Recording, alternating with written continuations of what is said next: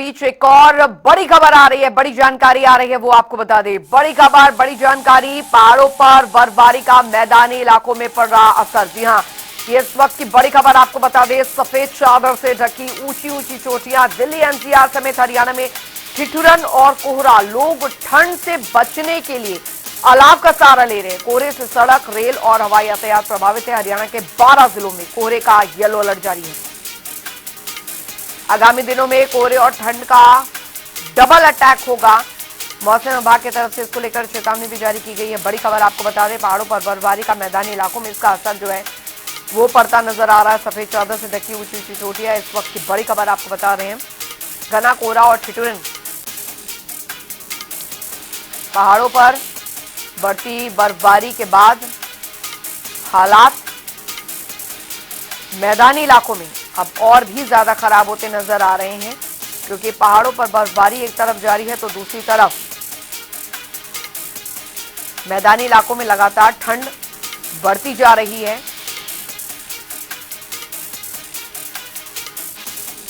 Delhi NCR समेत हरियाणा में ठिठुरन और कोहरा जो है वो काफी ज्यादा बढ़ गया है। मौसम विभाग का कहना है कि आगे आने वाले वक्त में जो मौसम है वो और खराब ऐसे ही बना रहेगा।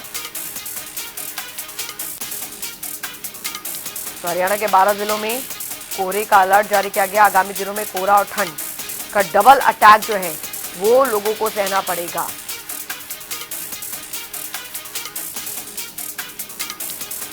दिल्ली एनसीआर समेत हरियाणा में ठिठुरन और कोहरा जो है वो बढ़ गया है। पहाड़ों पर बर्फबारी, मैदानी इलाकों में सर्द हवाएं जो है वो चल रही हैं। कोहरे से सड़क, रेल और हवाई यातायात जो है काफी हद तक प्रभावित हुआ है।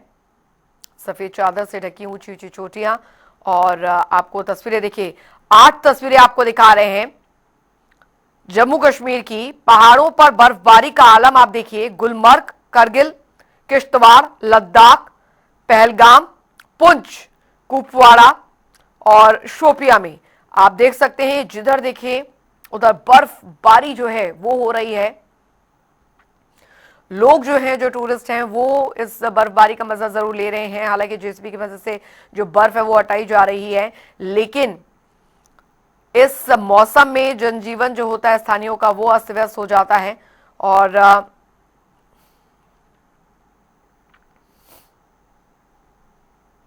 पानीपत से अनिल कुमार, यमुनानगर से सर्वजीत बाबा संवाददाता हमारे साथ जुड़ गए हैं इस खबर पर ज्यादा जानकारी के साथ। अनिल, फिलहाल लगातार मौसम जो है वो काफी हद तक खराब होता जा रहा है। पहाड़ों पर बर्फबारी का असर मैदानी इलाकों में पड़ रहा है। फिलहाल क्या स्थिति बनी हुई है ठंड को लेकर?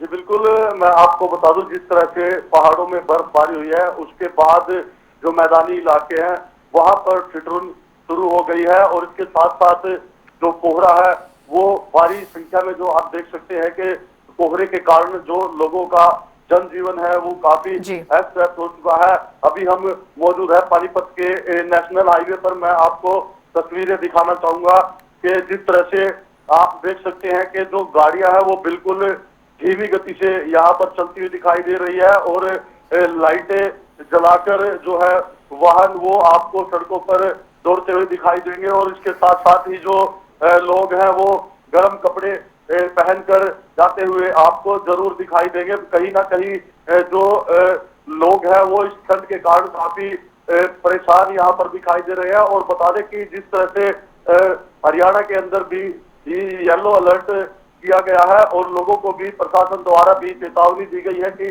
घर से अगर निकले तो गर्म कपड़े पहनकर ही निकले। और जो एक ठंड है कहीं ना कहीं बच्चों और बुजुर्गों को भी काफी परेशान करने वाली है। जी चलिए लौटेंगे अनिल आपके पास।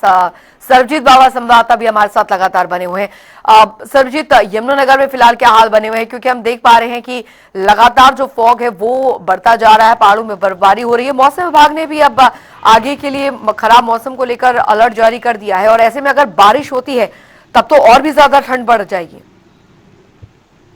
बिल्कुल अंजलि, जिस तरह से देखा जाए, अगर यमुनानगर की बात करें तो आज यमुनानगर का टेम्परेचर जो है वो 9 डिग्री सेल्सियस जो है वो दर्ज किया गया है। लेकिन कहीं ना कहीं देखा जाए तो जो विजिबिलिटी है वो काफी कम है, क्योंकि जो कोहरा है उसने अपना जो असर है वो कहीं ना कहीं छोड़ रखा है, और आवागमन करने वाले जो लोग हैं वो काफी प्रभावित हो रहे हैं कोहरे के कारण। जी। क्योंकि पहाड़ों में जिस तरह से बर्फबारी हो रही है और उसका असर जो है कहीं ना कहीं मैदानी इलाकों में भी देखने को मिल रहा है, क्योंकि शीत हवाएं जो है वो कहीं ना कहीं सिरहन पैदा करती है, और जिससे आम जनजीवन जो है वो प्रभावित होता है। देखा जाए तो जिस तरह से लगातार ठंड बढ़ती जा रही है, उससे जैसे रेडी फड़ी लगाने वाले लोग हैं, जो छोटे मोटे काम करने वाले लोग हैं, दिहाड़ीदार मजदूर हैं, उनको काफी दिक्कतों का सामना करना पड़ता है। और रही बात बरसात की, अगर आने वाले दिनों में बारिश होती है तो इसका जहां एक तरफ ठंड बढ़ जाएगी, वहीं उसका जो कोहरा है वो जरूर इससे छट जाएगा, उससे जरूर फर्क पड़ेगा। क्योंकि दूसरी बात ये रही अंजलि कि जिस तरह से ये सर्दी का मौसम है, और इस मौसम के अंदर जो है कहीं ना कहीं कई तरह की बीमारियां भी जो है वो पैदा होती हैं। कारण क्या है कि हवा के अंदर नमी, और नमी के साथ साथ जो जो प्रदूषण कण है वो कहीं ना कहीं सांस के साथ जो है अंदर जाते हैं, और चेस्ट की प्रॉब्लम हो जाती है, खांसी की प्रॉब्लम हो जाती है, गला खराब हो जाता है। तो इसको लेकर हालांकि जिला प्रशासन द्वारा एडवाइजरी जरूर जारी की गई है, लेकिन कहीं ना कहीं देखा जाए तो जो ठंड का मौसम है लोगों के लिए काफी परेशानियां ला रहा है। जी बिल्कुल बिल्कुल। और ये व्यवस्थाएं प्रशासन द्वारा जो है बेसहारा लोगों के लिए वो किस तरीके से की गई है वो भी यहाँ पर समझना होगा। अनिल, फिलहाल प्रशासन की ओर क्या कुछ व्यवस्था जो है वो प्रशासन द्वारा की गई बेसहारा लोगों के लिए? रैन बसेरों के क्या हालात बने हुए, अलाव की स्थिति को लेकर क्या कोई व्यवस्था जो है वो लोगों के लिए की गई है वहां पर? जी बिल्कुल अंजलि, मैं आपको बताना चाहूंगा, अगर रैन बसेरे की अगर बात करें तो रैन बसेरों की हालत, पानीपत के अंदर 4 रैन बसेरे हैं अलग अलग जगहों पर। और जनता टीवी द्वारा जब खबर प्राथमिकता से दिखाई गई थी उसके बाद ही प्रशासन द्वारा इसकी सूद ली गई, और जो रैन बसेरे हैं उनके अंदर गर्म कपड़े, गर्म पानी और भी कई ऐसी व्यवस्था की गई है ताकि जो बेसहारा लोग हैं, जिनके ऊपर छत नहीं है, या दिहाड़ी मजदूरी करने वाले लोग हैं, जो किराए के मकान में नहीं रह सकते, उनको खुले आसमान के नीचे अपनी रात गुजारनी पड़ती थी। अब वो रैन बसेरे के अंदर रहकर अपने आप को सुरक्षित कर सकते हैं और अपनी रात गुजार सकते हैं। हालांकि प्रशासन द्वारा अभी कई खामियां अभी देखने को मिली है, लेकिन प्रशासन का कहना है कि जल्द ही इन खामियों को दुरुस्त कर लिया जाएगा। जी चलिए, तो प्रशासन भी इस ओर ध्यान यहाँ पर दे ही रहा है। सरजीत, किसानों के लिए ये धुंध और ये मौसम जो है वो कितना ज्यादा लाभदायक है? कि देखिए बिल्कुल, अगर देखा जाए अंजलि, किसानों के लिए कहीं ना कहीं ये जो मौसम है वो वरदान साबित होता है। कारण क्या है कि गेहूं का सीजन है, और गेहूं की फसल जो है वो उसका सीजन चल रहा है, उसके लिए किसानों को इसका काफ़ी लाभ मिलने वाला है। क्योंकि जिस तरह से बताया कि कोहरा और ठंड के कारण जो है गेहूं की जो फलियां हैं, बालियां हैं, वो निकलती हैं, और उसके बाद उसके अंदर जो दाना बनता है वो कहीं ना कहीं अच्छी पैदावार होती है। तो किसानों को लेकर ये कहीं ना कहीं इस तरह का जो मौसम है बहुत अच्छा है किसानों के लिए। पैदावार देखा जाए तो गेहूं की बहुत बढ़िया होने वाली है। अनिल, क्योंकि लगातार देखिए ठंड बढ़ रही है, यहाँ पर स्मॉग बढ़ रही है, विजिबिलिटी जीरो बनी हुई है, लेकिन इस मौसम में सबसे बड़ी परेशानी जो होती है वो सांस संबंधी बीमारियों से होती है, क्योंकि प्रदूषण जो है वो काफी हद तक काफी ज्यादा बढ़ जाता है। ऐसी स्थिति में अस्पतालों में किस तरीके की व्यवस्था वहां पर की गई है ताकि जो स्वास्थ्य संबंधी जो पेशेंट्स आ रहे हैं उनके लिए व्यवस्था कम से कम की गई हो? क्योंकि प्रदूषण का स्तर बेहद दिल्ली एनसीआर और हरियाणा में भी कुछ खास यहाँ पर ठीक नहीं है।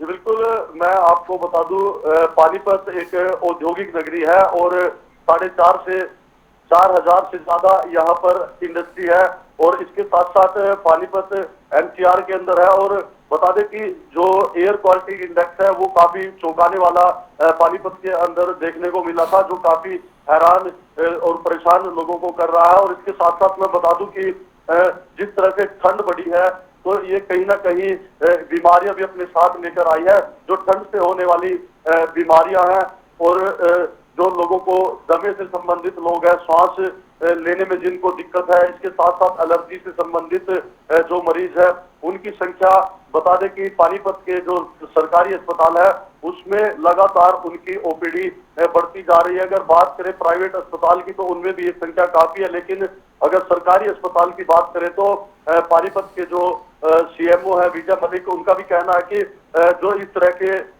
मरीज है उनके लिए स्पेशल डॉक्टरों के जो ओपीडी है वो करवाई गई है और उनका कहना है कि किसी भी मरीज को इलाज से वंचित नहीं रखा जाएगा और क्योंकि उनकी भी जिम्मेदारी बनती है कि जिस तरह से मौसम की मार के साथ साथ बीमारियां बढ़ रही हैं तो कहीं ना कहीं मरीजों को अच्छी सुविधाएं उपलब्ध करवाए।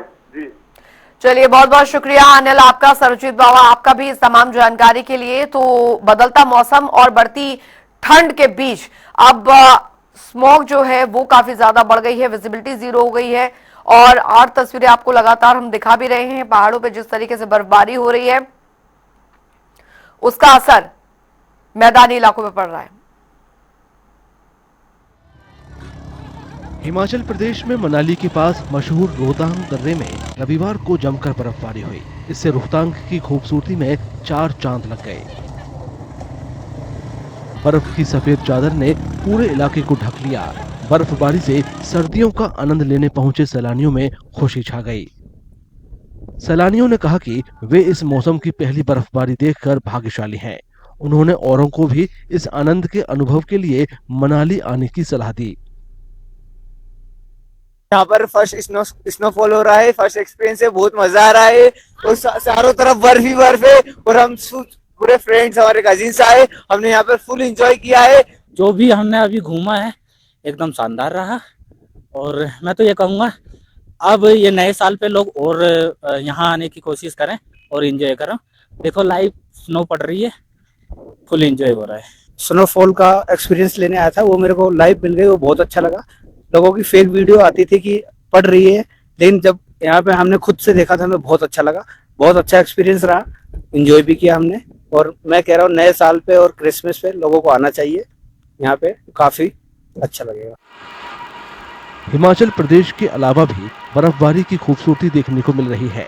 लद्दाख का कारगिल बर्फ की सफेद चादर से ढक गया है और काफी मनमोहक हो गया है। जम्मू कश्मीर के गुलमर्ग में भी इस मौसम की पहली बर्फबारी हुई। यहाँ भी सैलानी खुशी से झूम उठे। उन्होंने सर्दियों की कभी न भूलने वाली यादें संजोने के लिए बर्फ से ढके मैदानों में जमकर आनंद उठाया।